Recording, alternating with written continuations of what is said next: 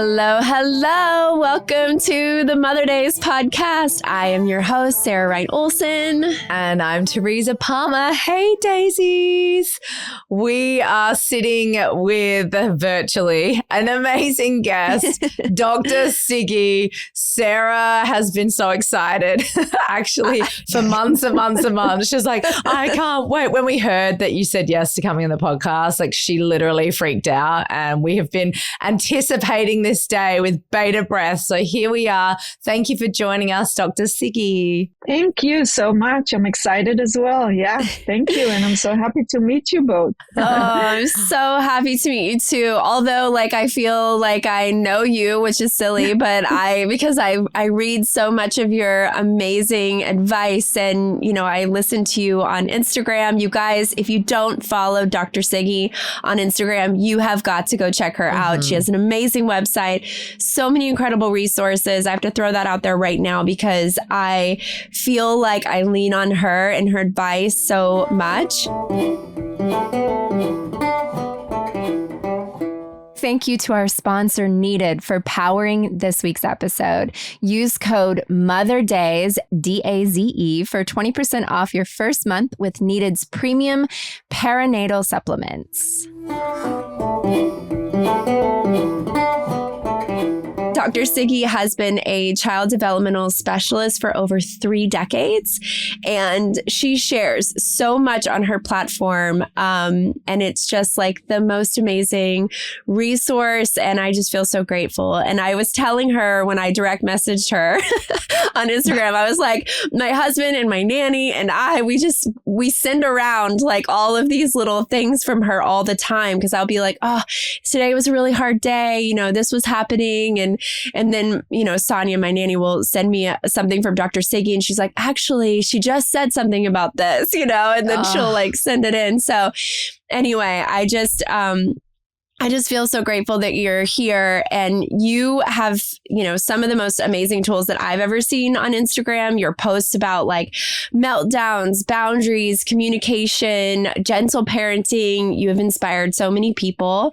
I would love to start because I think that everyone's definition of gentle parenting can be, kind of far out there. And so I would love to hear from you what you say gentle parenting is, just to sort of have an understanding for our listeners. Yes, absolutely. That's such a good point. And actually, I had a conversation about it yesterday with someone who explained to me what they think gentle parenting is all about. And I was like, that's why people misuse it. That's right. So her explanation was, when I was growing up, my mom always just said, that's just the way it is, and never explained anything to me. And so I explain everything to my child. I tell them why. I tell them the because. I run everything. And I said, that's the biggest misconception about gentle parenting, is because we were not explained. Now we over-explain. Yes. And the idea behind it is that it feels respectful, right? Mm-hmm. I'm respecting my child by letting them know. But letting a child know what is going on is not the same as running everything by them, and also is not the same as misunderstanding their ability to truly understand what we're saying. And I mean that in one way: logic. Our logic relies on, obviously, our development and where we are in our life because of the way we've learned, experienced, accumulated knowledge, and also the way our brain actually is formatted at this point to be able to understand logic. My 4-year-old, my 7-year-old, even sometimes my 11-year-old's logic is not the same, because it's based much more on their feelings, not necessarily on facts and information. It's not based in experience so much. It's based on their soul experience, which is really very subjective. So you see, I am explaining these things from my point of view, thinking my child understands this is dangerous. We do this because you have to do that because, and let me tell you why. It's healthy. It's not good for you. It's yes, this is good for you, the future. And we go on and on. All these reasons, all these facts are true. But in that moment that my child is sort of like challenging me or talks back or just somehow defies or just refuses, right? No, that logic doesn't actually get through because they're stuck in their emotions.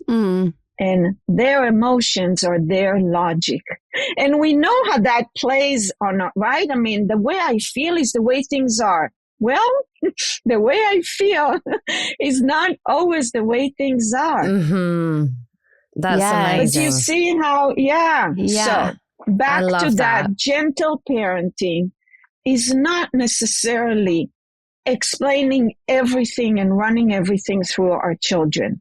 I honestly do think that sometimes we truly do respect them more when we take the lead, when we are the CEO or the authority, when we are in command and say, hey, guys, this is what we need to do now. I actually respect them more because I am a better leader than they are.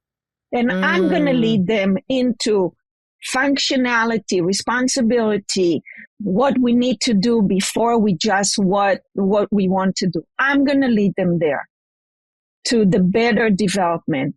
They're just going to take me around and around in themselves because they're kind of like, this is what I want. This is what I want. This is what I don't want.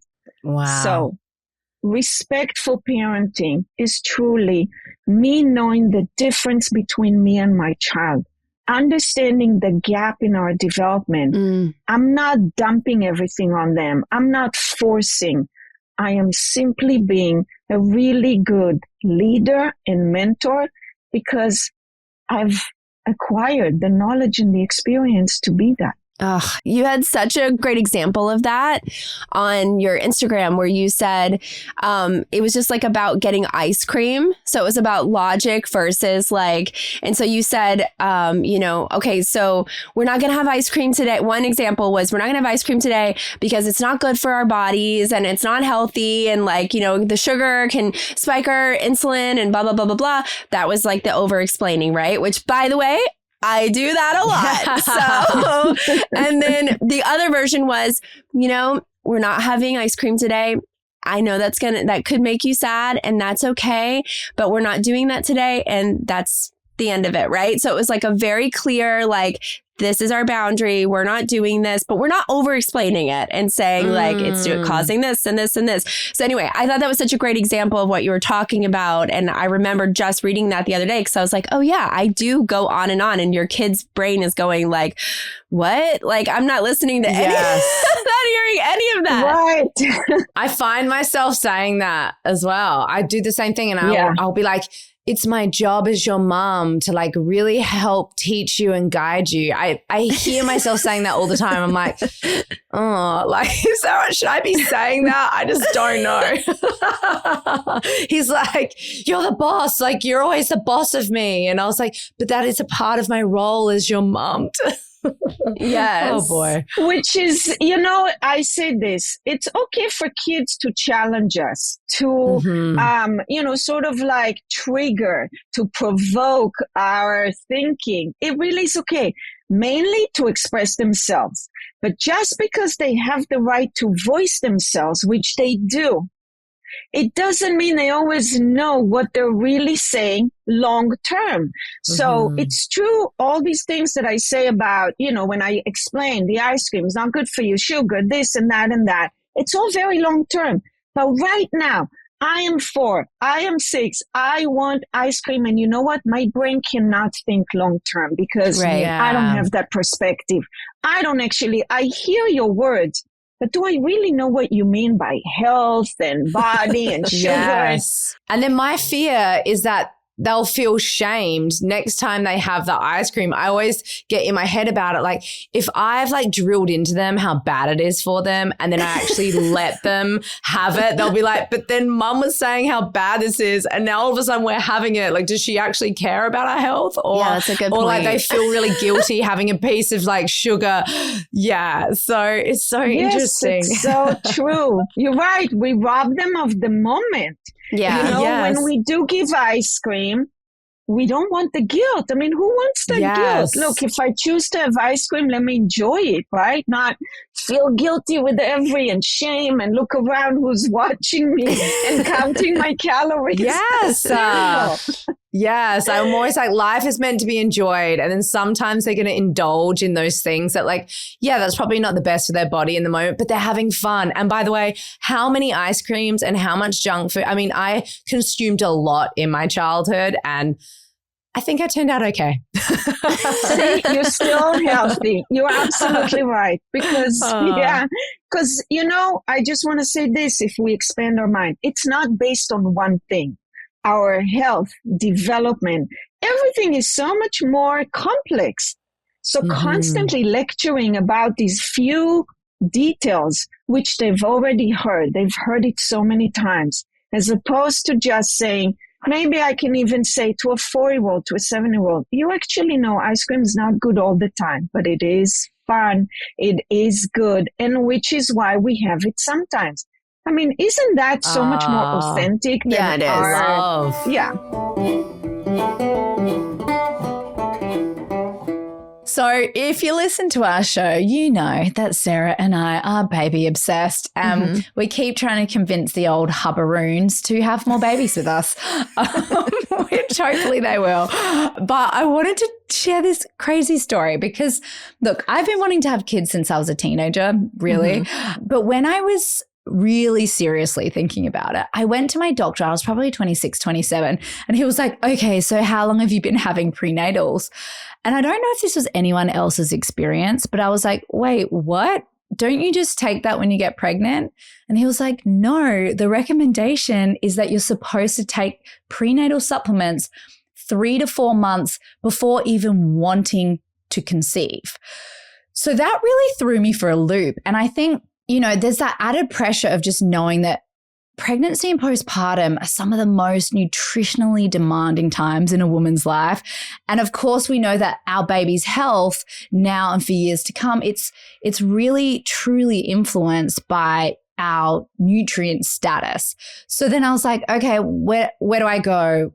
Like, what do I do? And there's so many prenatals out there. But if you're anything like me, I get so nauseous when taking a pill. In my first couple of pregnancies, I would get so sick. And so in my last pregnancy, my friend was like, oh, I use this brand called Needed.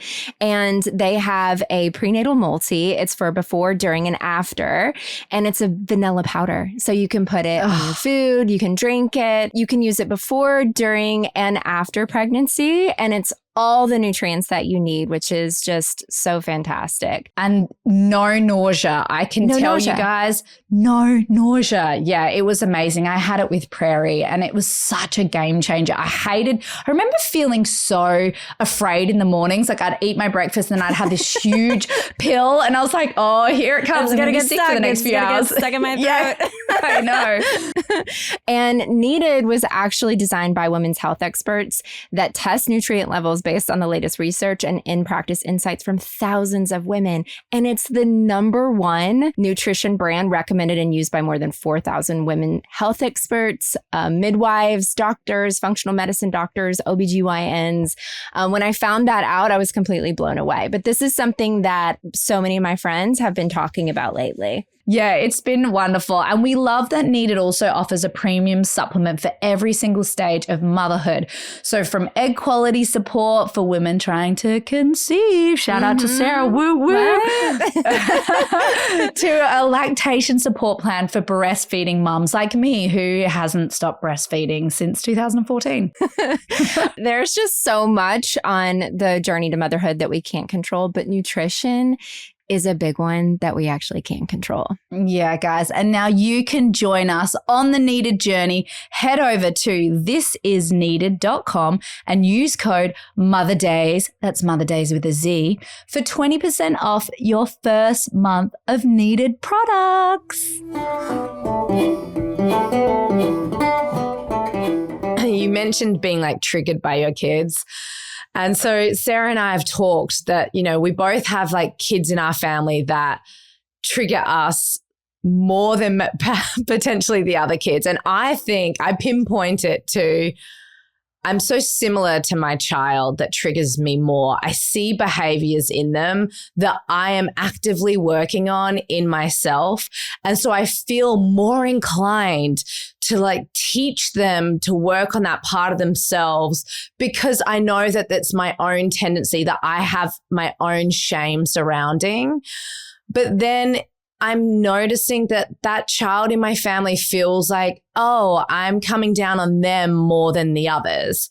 And it's true. That is the one that triggers me the most. I wanted to ask you about that. Have you had other parents come to you with those sort of situations? And how do you deal with that when you know you're being triggered because like it's a mirror, they're holding up a mirror? You're absolutely right. That's a great question. And I can say definitely almost 100%. Every family has that child that triggers the parents more. Maybe one versus the other, but every family has that child. The child that somehow is more in your face, tries to get under your skin more. For some reason, whatever it is that they do is more challenging to you.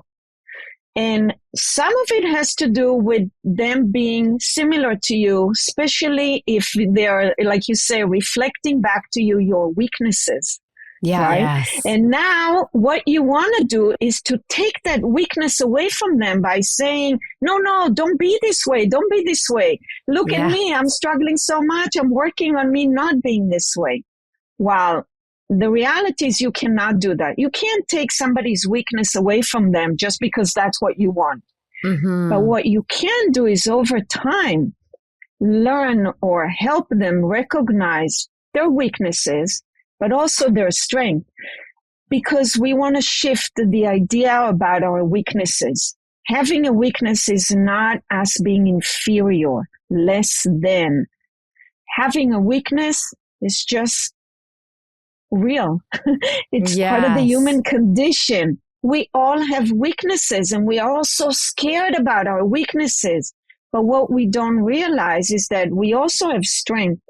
And the strength are not only there to balance, but they're also to remind us that the strength is actually what pulls us through the weaknesses. You know, if we're good in one area, it doesn't mean we're good in another. But the fact that we can be good in one area can give us enough confidence, self-value, grounding to pull us from that, I'm not good, I'm the worst, that kind of poor me place because I notice my weaknesses. So back to just being triggered by your child. Face their weaknesses as this is just what it is. I don't have to be anxious about their weaknesses so much because I am scared for them and for me. We all have weaknesses. That's number one factor about the human condition. And actually what I can do is not fix it for them now, is help them gain the tools that they need, the skills over time to help themselves. So maybe you recognize the weakness. And it's not by asking, why are you always? Stop doing that. Look at you, right? We tend to point a finger in that what we think is an inquisitive or just a regular question, but it's really more an accusative question. Yes, I think you're so right. That's so true. So we want to basically recognize, I see that this is something you tend to do. Now, here is where the real tool comes in. Do you also see that? Because what do we not have that stands in our way? A lot. Awareness. So awareness is what we need in order to make a change. Without awareness, there's no change. Without awareness, there's actually a lot of resistance because people point a finger at us and make us feel guilty or shame about the ways in which we are. And we try to avoid and get away from it. Children do that too, right? Yeah. So if I'm being aware, not pointed a finger at, if I'm aware, that's the light that I need to be able to go, oh, yeah. So I want to ask my child something like that by me making an observation, non-judgmental. I notice that often you do this or this is how. Do you also notice that? And of course, a 4-year-old conversation such as that and a 12-year-old, it's not the same. But we can downgrade, upgrade conversations and make and give a very simple example right there in the moment to each of them. But what we're doing is helping them not feel judged and hide their weaknesses or act out their weaknesses. But by becoming aware that a weakness is normal, typical, something we all have, and we can actually work on it. It's not anything shameful or to feel guilty about. Oh, yeah. I mean, that makes me think of the outbursts that happen, like that makes me think of like those moments when, my husband and I were always like, okay, we have to make sure that we have really clear boundaries, especially with, a child that, like what Teresa's talking about, when you have a child that's, maybe like a little bit more triggering or whatever it is, like you want to make sure you have boundaries. So it's like, I also want to help with giving tools. And when the outbursts happen and they're big, screaming, yelling, all of that, boy, like the alarms that go off in your body, right? They're like, it's crazy. You're just like, whoa, this is so intense. And I've found myself now as a parent of 3, realizing that there's some moments in which that alarm goes off and then my emotion is meeting their emotion and like it's too big and too crazy. And then there's moments when the alarm goes off and then I tell myself, okay, I'm okay. Take a deep breath. Wow, I see you're really frustrated. You're really, this is really not what you wanted to happen, and then they're like screaming and I see you're screaming. It's not really safe for you to scream in the car right now. We're going to have to bring that down just a little bit in the car because, whatever it is. And so noticing, talking about, showing them like those moments definitely have helped me along that journey with the outbursts. But I would love for you to give a couple of examples of like when an outburst happened and a kid is like, so mad about something that somebody did, or they didn't get something that they wanted, or, whatever. Smoothie. Yes. We just had this situation. It's like, I want this smoothie. And you're like, well, we're not having smoothie right now, And then my husband and I guess the second part of that is like sometimes we utilize like, okay, we're going to have a moment in the thinking chair. And the thinking chair is like where we sit together and we take a deep breath and we let our bodies calm down. And then we sort of talk through like, wow, that felt really big. Like, let's talk about it. What happened there, And so anyway, that's my 2-parter question. But can you just speak to these outbursts that happen and what we can do as parents? And like, are there tools or situation examples that you have for that? Yes, absolutely. And I want to connect it to the other one, the question before, just by saying that the child that triggers us is not only because they reflect us to ourselves, right? They're a mirror. One child can be triggering because they are just more impulsive, reactive, emotional, intense. They're more confrontational, feisty. They can be more of risk takers, right? They're not so go with the flow and let's just do whatever mom wants because they read the room better.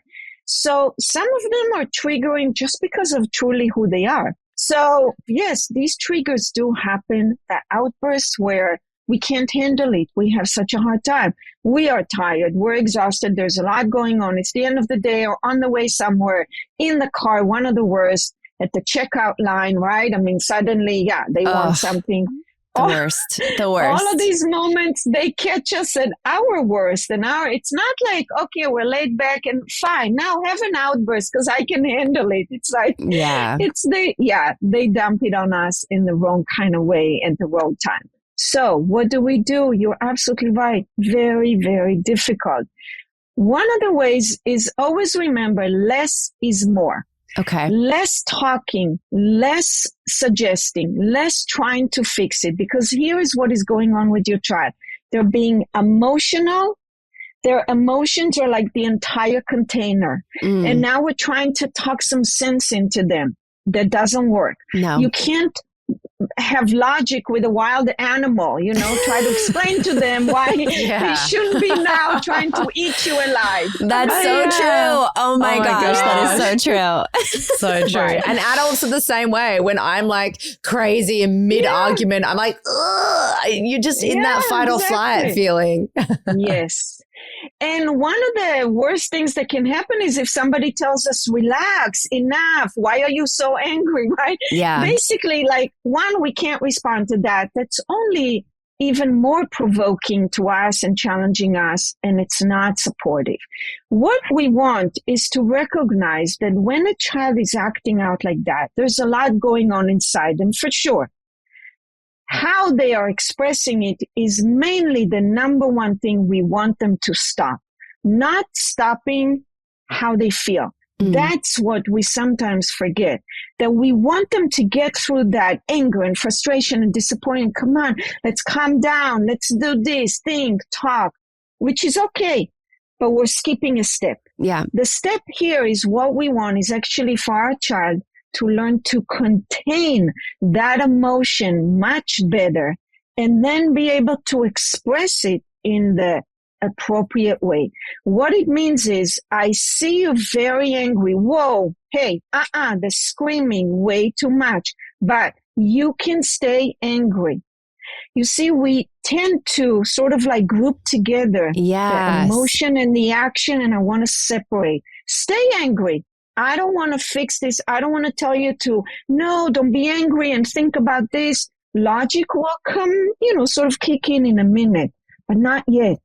First, I just want to teach my child to contain how they're feeling better, because at this point they can't. See, I'm not trying to do it with a toddler, but I'm definitely doing it as they are more able to do that.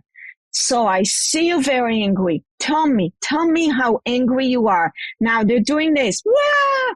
This is showing me how angry you are. Yes. I want you to use words. Tell me how angry you are. Yes. It's okay that you're angry. That's what I'm saying.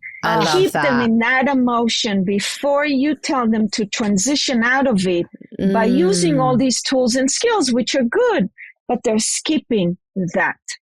First, I'm here. Tell me, use words, because here's what I want to say. Think about it like that.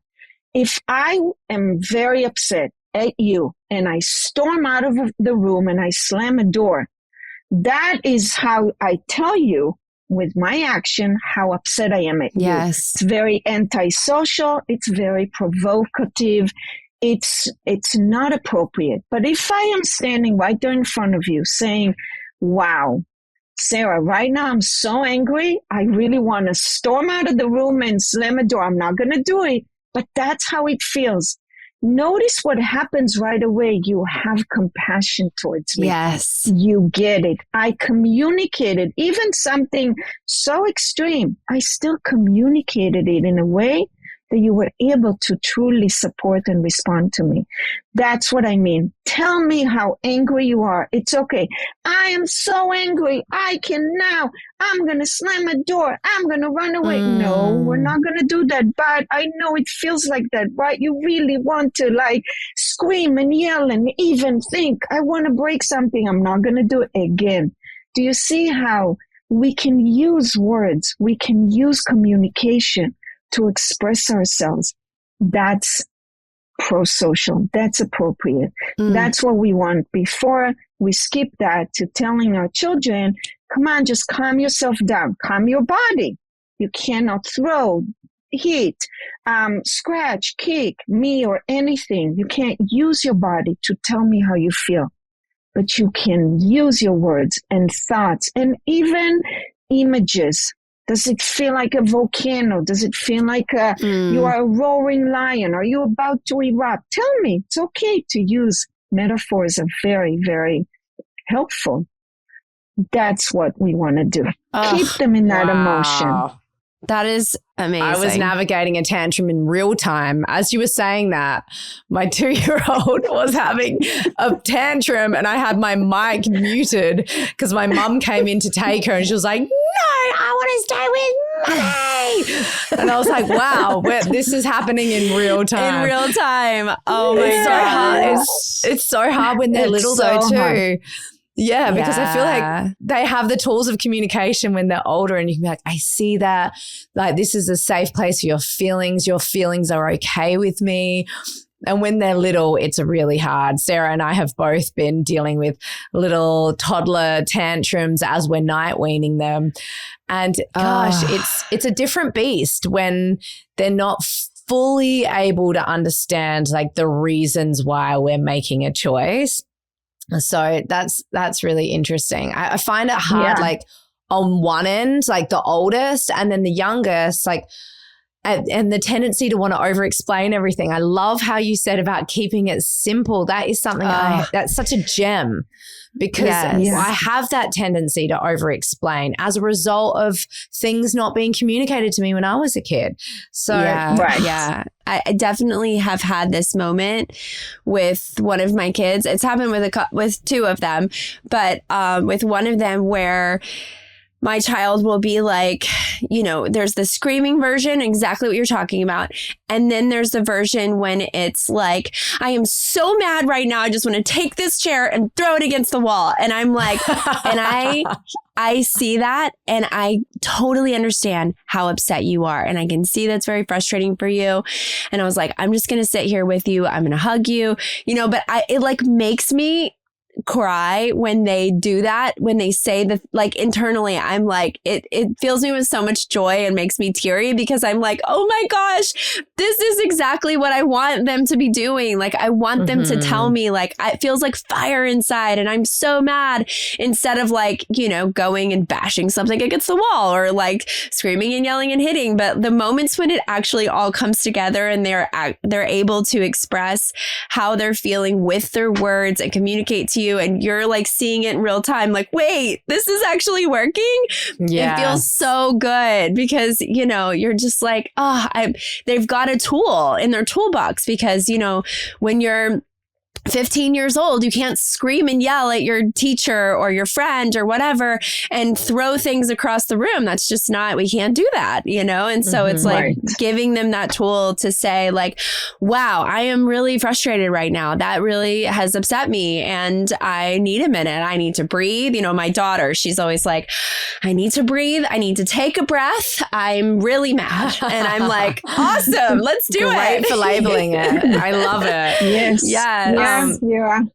You're absolutely right. And I just want to say, Teresa, by the way, with your toddler, and even after you want to not just say the words, it's so important that we almost mimic the intonation of how it feels to them. Like, oh, yes, I know you really want mommy. Yeah. Can have mommy. I know.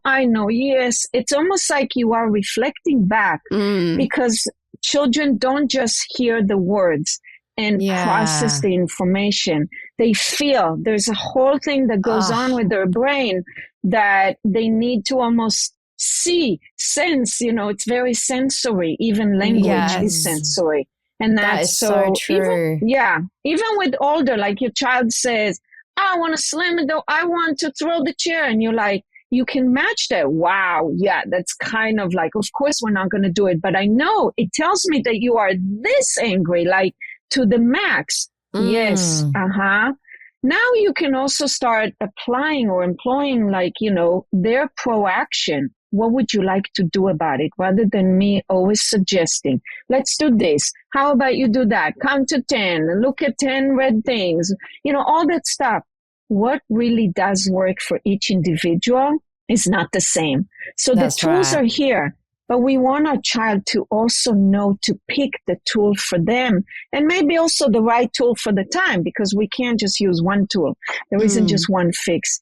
So I can see you very, yes, disappointed, angry. And now we talked about it. Not with screaming. No. But yes, keep telling me. Wow. If there's a moment, now you can start actually allowing them or guiding them to think about it. So what would you like to do about this? Do you have an idea? Is there any way you can help yourself right now? Like your daughter says, I need a moment. Let her know. You know what, sweetie? This is how actually you're helping yourself. This is pretty good. Does it always work? Do you ever do something else? Because once again, awareness is what we want them to have. Yeah. And also the recognition that they have lots of ways to solve problems, not just one. Wow. I had to mute my mic because I heard. Can you hear? Just for a second, I heard her screaming. I can hear the little like heels going back of my poor mom is like dealing with my daughter having such a meltdown. Wow. Isn't that like, it's so amazing that this is happening right now in real time as we're talking about all this sort of stuff. Yes. I did want to ask you about sibling rivalry and fighting. I saw this amazing thing on Instagram that you posted about it, which you gave like 3 tips on how to deal with siblings when they're fighting. And I so appreciated everything that you said, because I definitely feel like when there's such an obvious one of them in the wrong, where you feel like, okay, this one's made such a poor choice and it's feeling really unfair. I have definitely pinpointed that person out and been like, that was so unfair. Like, I saw what happened. And like, do you see how that affected your sibling? And Sarah was saying she does the same thing in her household. And I'm like, it's so easy to take sides, and you talk about the importance of not doing that, even if there's a clear person in the wrong. Can you speak a bit more to that, and also the idea of throwing it back to them in terms of finding a solution? I just loved all of this. I was like, oh my God, I'm going to apply all of this to the next sibling fight we have. Yes, you're absolutely right. It is so hard to not seek justice right there, especially as you are clearly seeing the wrong and the right. It's so hard not to rescue one child and reprimand another. Yeah. And what we're missing when it comes to these types of interventions is their dynamic and what they're taking from it. So when they look at us from their perspective, they're seeing exactly that. You're siding with one, and typically that one you're siding with will become the one that seeks that protection from you. This is how they actually continue to somehow add to the dynamic, the sibling dynamic. It's, I'm not saying that they completely mastermind that, but they definitely get stuck in a certain role. And the one that always becomes stop that, that's not okay. Why are you doing that? Sort of like the instigator, the bully, the bad guy. Yeah. Actually learns to be really good at being bad. Yeah. So what they're taking from it is how we assign roles. We think that we're basically just helping them manage the fight. And what they're taking from that is how we see their fights as good and bad, right and wrong, and not their connection to one another, which is so much more complex than what meets the eye. You see one grabbing, you see one took, you hear the screaming, you see maybe the push, you see all that. That's the tip of the iceberg. Underneath it, there is a lot of fights that are happening continuously on place in the family, on competitiveness, on dominance, control, strengths and weaknesses, on trying to understand my place in the family, my place in the world. Who is this other person? How do we sort of like reflect one another? How do we trigger each other? Which is what people do to one another all the time. All the in time. close proximity. That's so true. My kids turn things into competitions all the time. And that's why I'm like, why does this have to be a competition? Everything's such a competition. I'm like, it's so unfair in my head. It's so unfair because my oldest is almost 3 years older than the younger one. And I'm like, so in me, I get so like, this isn't fair. Protective. Yeah. I get protective. Yeah. I mean, it's hard to in those situations where you're like, like let's say you're like getting ready for school in the morning and, you're making food and getting ready and like filling up water bottles and all the things. And there's like a fight that happens between them. And one of them is just like trying to push the buttons of the other one. And so you're like, ugh. And I've found myself sometimes just being like, guys, you can figure it out. You don't need me. You figure it out. Is that okay to say? Or what else should I say in this situation? Because you're like, I'm busy. I mean, I'm trying to get everything together and get us out the door. It's like, I can't take a minute to stop right now and go, okay, what's this situation? How can I help you? Like, like I want to do that. But sometimes you're like, I have so 7 minutes to get them out the door. Like, do I just tell them like, go figure it out? Or how do I help? Right. So go figure it out. Figure it out, guys. Can't sound exactly. Yeah. Can't sound dismissive and notice what you're saying. I can't deal with it. So you figure it out. That's right. Yeah. So I make it more about me and somehow I'm sort of like throwing them back into it on their own. I don't know that they can do it without the actual guidance and foundation. Yes. So we don't want to say just that, go figure it out now, not yet. At one point we can, guys. I think you can figure this out. Because now you can rely on experience, but you have to accumulate first this experience. Right. So back to, a lot of the fights happen and you were saying, Sarah, you were saying like, just now he found the moment to trigger his brother. No, he's trying to trigger you. Yeah. The fights happen. They don't happen in isolation. Most of the time, you're not hearing it somewhere on the other side of the house. It's like right there, especially when they're little. They are fighting to get you to intervene. They're fighting to get your attention, to grab something out of you, to affirm themselves. I mean, there's all that back again to what it is that they need. So what you want is to actually constantly do the same, like, whoa, okay, there's a fight right now. I can see, well, he's doing this, he did, she did, whatever, it's like, yeah, I know. You guys are fighting. Basically, when I start just like that, and sometimes I can tell you, I don't do anything other than that because all I just did is compartmentalize that they're fighting and normalized it.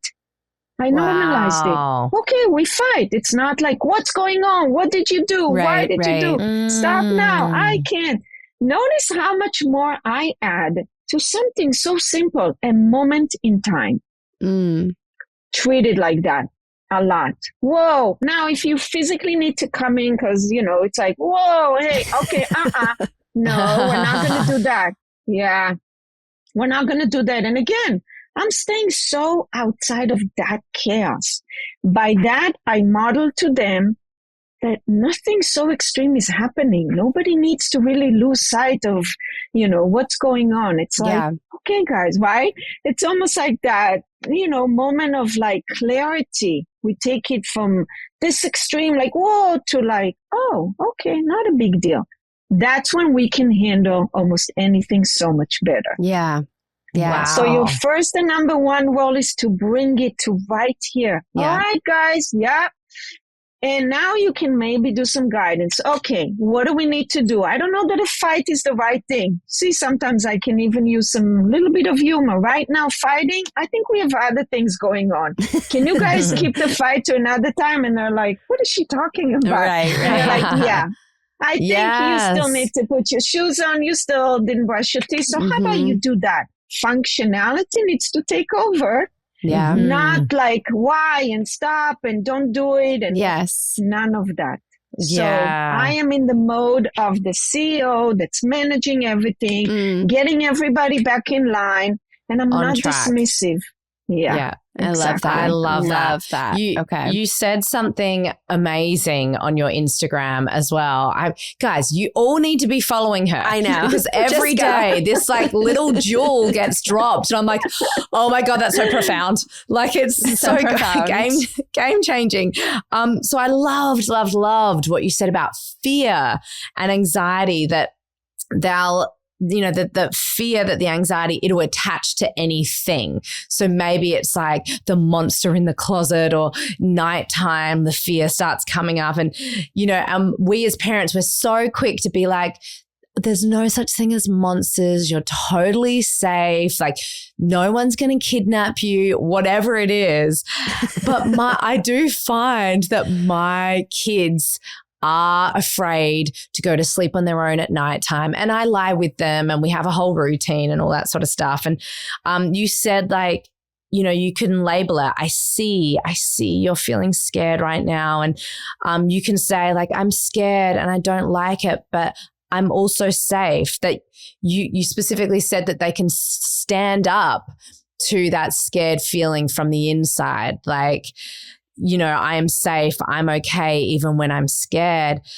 And you're not forcing the fear to go away. You're actually focusing on the fear itself, and you're coping through it. And I just thought that was so remarkable. It was a different approach to what I think a lot of people want to do, is like, just get like, there's even this spray, like the monster spray that people have, and like you spray it in the room and it gets rid of the bad monsters. And I've done that before because I'm like at a wit's end. I wanted to ask about that, and then also how we differentiate the fear from like instinctual fear, like if there's like a dodgy person around, or if there's an environmental danger where the fear actually protects us. Do we have to teach them the difference between real danger and perceived danger? I just want to ask you, how do you navigate all of those things? Yeah, very, very true and very good. So let's go back to even just that little example, the monster under my bed, and how much we try to get rid of the monster under my bed. The monster is in my head, actually. Yeah. And that's why, you see, because no matter how much we try to tell a child, the monster is not under your bed. There's nothing there. The spray, let's get rid of it. Yeah. But the thoughts, the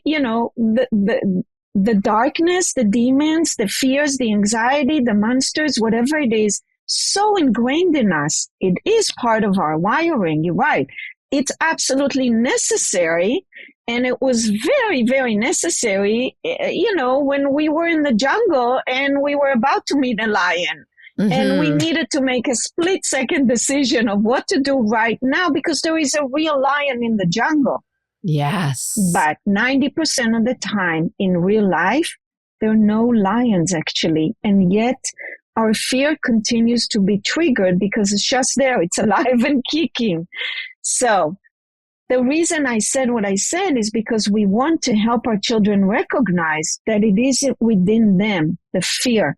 But the fear takes over.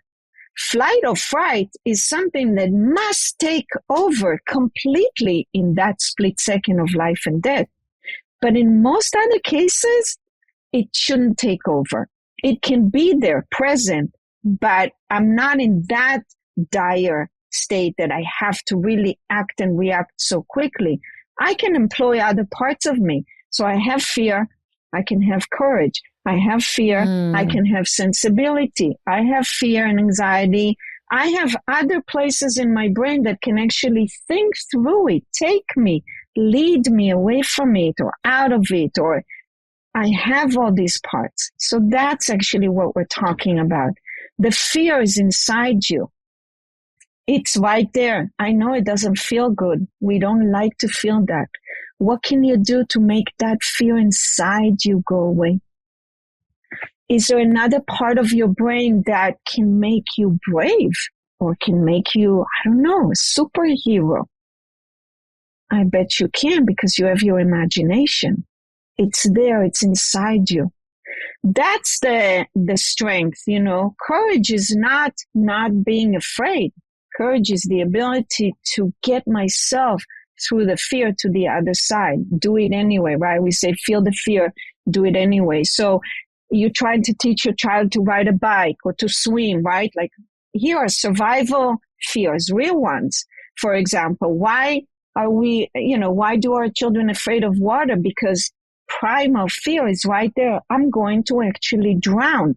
Mm-hmm. Nobody has to tell that to us. We're born with that. Yeah. And so that primal fear is right there. And of course, the water now is a threat. It's dangerous. And you're like, come on, I'll catch you. I mean, it's fine. Don't worry. And everything's okay. And you can't. But the fear. So actually what I want to say, because it's still there, I want to say you are scared of the water. Tell me, what does it feel like? What's going to happen?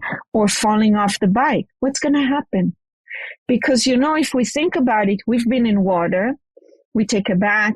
You've had water come down your face. You don't like it, but you're kind of alive. You've even been in the pool and you drank a little water. It doesn't feel good, but it did happen before. And I'm not trying to convince. I'm actually just throwing sensibility there, sort of like letting my child recognize the fear is in you, but all these other experiences are there as well. So you're afraid of falling off the bike? What will happen if you fall off, let's say? I don't want to. Yeah, of course not. But what will happen if you fall? I will hurt. Did that ever happen before? Did you ever fall before? Not maybe off the bike, but you fell, yeah. Was it hard? Yeah. Did you like it? No. But did it turn out okay? And now you can even, and then what happened? I don't even have to say, and then what happened? I got a Band-Aid. You give me a hug. And I can say, are you okay now? What am I telling my child? You've experienced difficult moments and you got through them. Yeah. Yeah. Meaning you can get through it. So all of it, that's about fears and anxieties, which is very difficult. I don't think it's like, a quick fix. But that's the idea of how we want to help our children build those resilience and coping skills from the inside to be able to think about fear, not what is scaring me right here, right now, then my parent can take away and then I'm going to be fine. Because I'm going to be faced with all sorts of fears that nobody can predict. And I don't even mean like real danger. All sorts of fears, the fear of, the teacher walking in, a test, I forgot my homework. What is this friend telling me? I'm going to have to learn all sorts of skills. They're going to scare me. Even the most mundane and regular ones, right? Dribbling a ball or jumping, through a hoop and so on. So we want to let them know you are facing a fear. Absolutely. It's there inside you. What can you do about it? I bet you can. That's how it starts.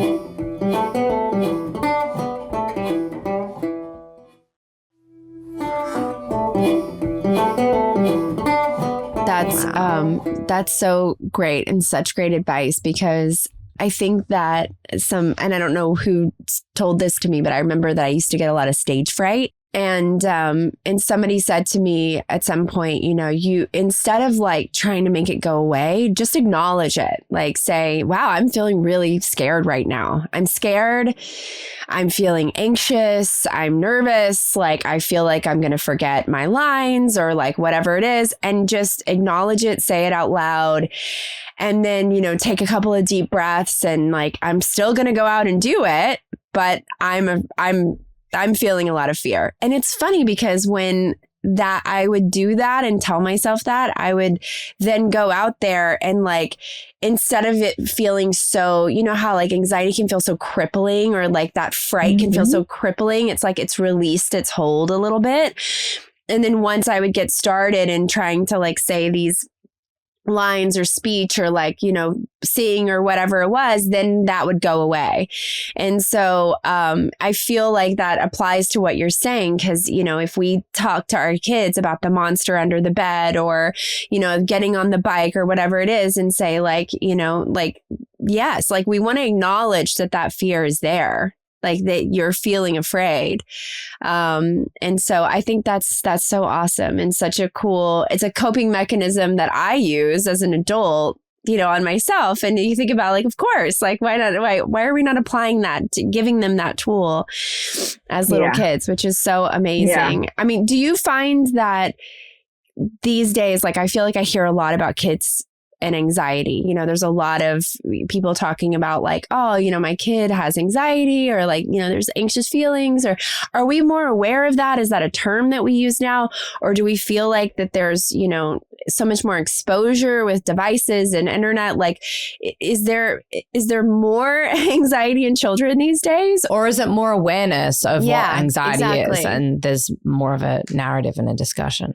Yes, I think it's actually a combination. And by the way, I wanted to say, Teresa, that real fear, am I in real danger, hopefully doesn't actually come about until later in life. Right. Because children are actually supervised, right? Yeah. For many, many, many years when they're young, even in the schoolyard, even at a play date or an enrichment class, they're still very much supervised, and hopefully they are in a safe place. Maybe teenagers face real danger because they take real risks. That's a whole different way of how to help them actually understand that, because by then it's the exact opposite. They're going to throw themselves into every risk, like, right, nothing's going to happen to me. That's the whole, adolescent kind of feeling. And there we have to actually treat that very differently. But, and we can get into that if you want to, but I would say, they're not facing a real bad guy or whatever. They're not facing that, hopefully at a young age. But yes, back to what you were saying. Yes, I think there is way, way more awareness to anxiety today. And I also think that it is combined with the fact that we are so much more knowledgeable and experienced about the vast world out there than ever before. And our children are as well. They see more, they hear more, they're more involved. We travel more, they're exposed to, and everything's much bigger, right? The schoolyard, there's more people in everywhere and anywhere. They hear more stories. So altogether, I think that yes, our kids are way more anxious than ever before. But here's another thing. They definitely express themselves way more than before. Yeah. And the one thing that I think we're doing really, really wrong is by trying to fix the anxiety for them. Yes. So they're not actually learning any coping skills. Because we are anxious about our kids facing that, and we are more aware of it than ever before, we want to take it away from them. We have such a hard time that they're facing challenges. And anxiety is a challenge. Whatever it is that I don't like, that feels threatening to me, that's anxiety. So we lose sight. Their world is actually safer than we think. Their life is better than we sometimes like to remember, because we are thinking, what more can I do? What better can I do? How can I fix it for them even more? It's like, how much more? How much more? That actually doesn't allow them to truly learn to cope and face some difficulties that are within their own, their scope of ability. So I would say, don't jump to fix. Let your children struggle within the obvious, parameter that is appropriate. And let them, because of it, flex and practice and gain muscles to work through it. So it's not having anxiety. It's learning or having a whole toolbox to deal with anxiety, because we're all going to face it. We all have it. It's there to stay for a while. I do have 2 quick questions from our listeners that I want to get to really quickly.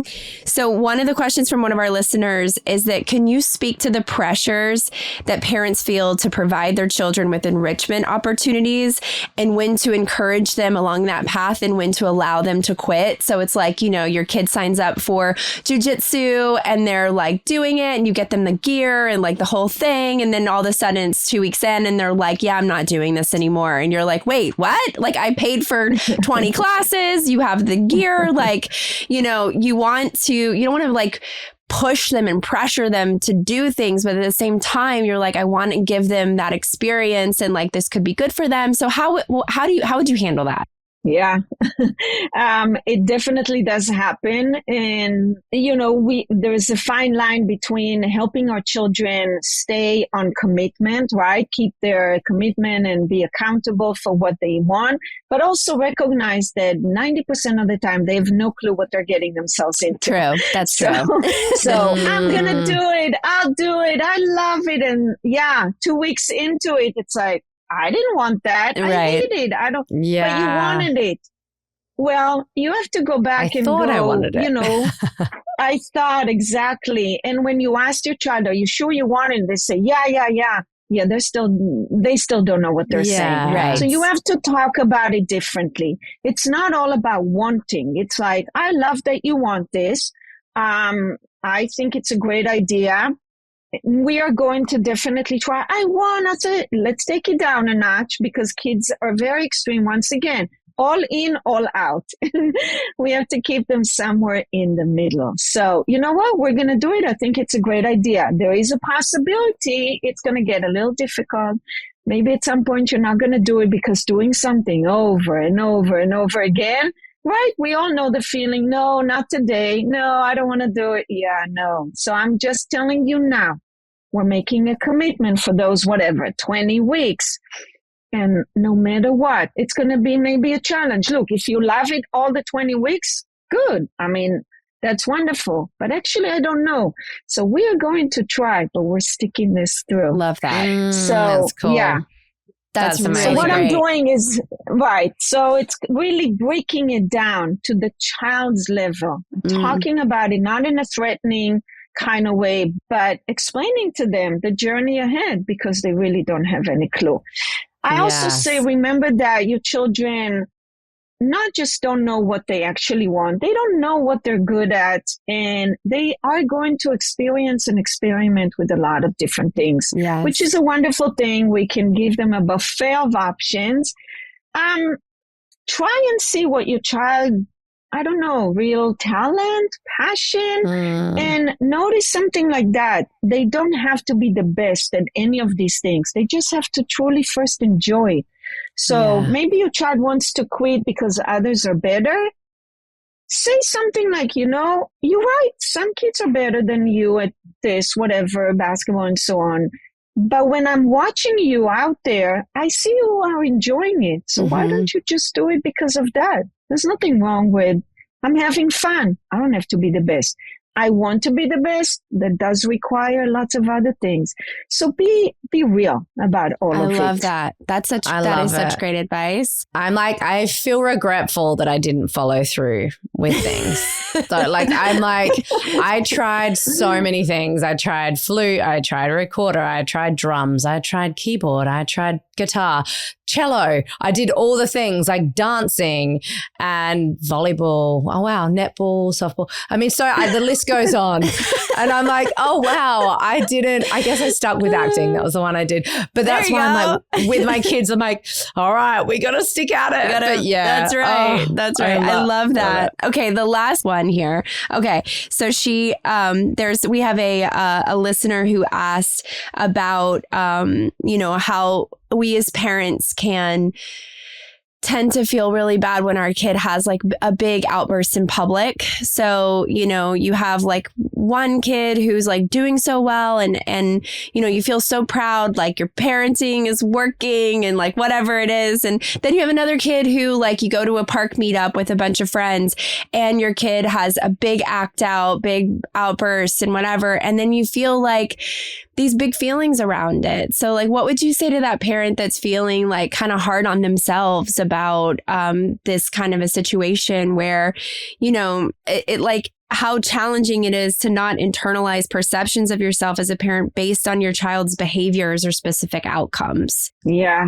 I would say two things. One, remind yourself that a lot of times what you do that works with one child is not only you, it's also them. Yes. They are the kind of people that, because there are kids like that and there are people like that, they're more go with the flow. They're better obedient, just it's just in them. They just kind of like understand or read the social scenario and map much better, and they can regulate themselves. Some are like that. You're lucky when you have a kid like that. So actually tell yourself, I am being a great parent. The fact that it's working most of the time with one of my kids, it's also due to them, not just to me. Now, I do have another child that's a little more challenging. It means that I have to actually think about my parenting of them a little more or differently. So remind yourself of that. It's not all good or bad, and it's not all up to you, but you can rethink, reframe, regroup, which is the next thing. Your child's having a big outburst and you're in public, very embarrassing. Try to regroup, meaning it's like, almost like you want to say, whoa, I can see something's so not working.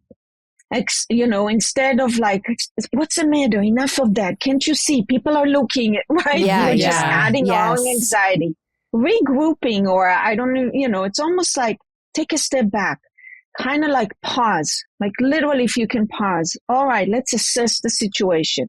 You're having a hard time. Why? To tell you the truth, I'm not sure. But I bet that if we sit down right here and think about it, we can figure it out.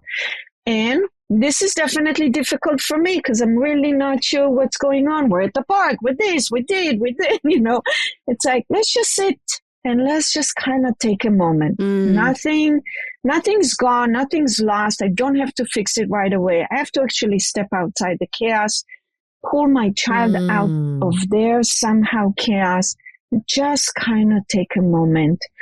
Because again, when emotions and reactions subside, sensibility kicks in naturally. I don't have to talk sense into my child so much. I actually have to just help them calm themselves down.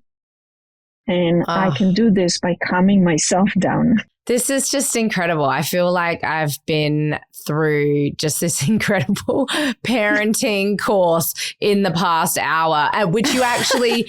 You do offer that too. You have courses that people can take. And I know you have a bunch of complimentary seminars and whatnot, but people can actually like join up and start learning from you in this way. And even just start at the Instagram, guys. I know there are so many people listening just saying, this is invaluable. This information is so important for people to be able to grasp and have access to. So thank you for taking the time not only to share with us today on the podcast, but also the way you do on your platforms. It's so remarkable. And you can follow Dr. Siggie on Instagram at dr.siggie. That's Siggie.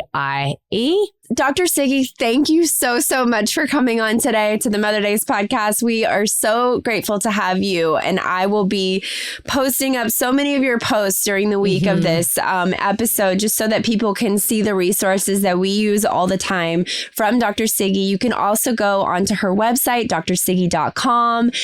She has amazing, seminars and free access and resources and stuff, courses. So check that out. And we're just so grateful that you were here today, Dr. Siggie. And you guys can find us on Apple Podcasts, Spotify, or wherever you listen to podcasts. Thank you, Daisies. Bye. Thank you. Bye.